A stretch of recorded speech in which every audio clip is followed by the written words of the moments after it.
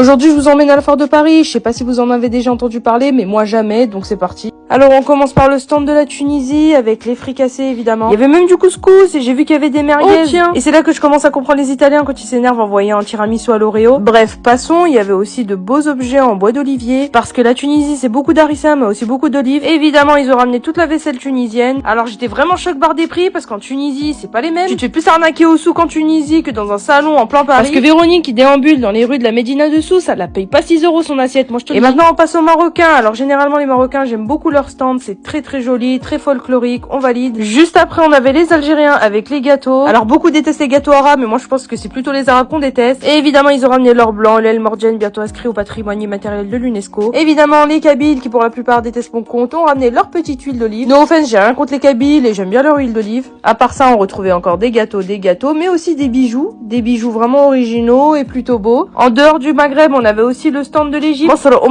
Évidemment, ils ont ramené les petites plaquettes que tu peux croiser un peu partout dans les souks en Égypte, j'ai kiffé. Bref, pour avoir déjà vécu là-bas, ça m'a fait grandement plaisir de voir qu'ils avaient un stand. Ils proposaient parfois des produits similaires aux produits tunisiens. Comme quoi les frontières culturelles et politiques ne se valent pas. D'autres pays avaient aussi leur stand. Ici, on a le Brésil, Todo Brasil. Bref, j'ai vraiment aimé, je connaissais vraiment pas et j'y retournerai.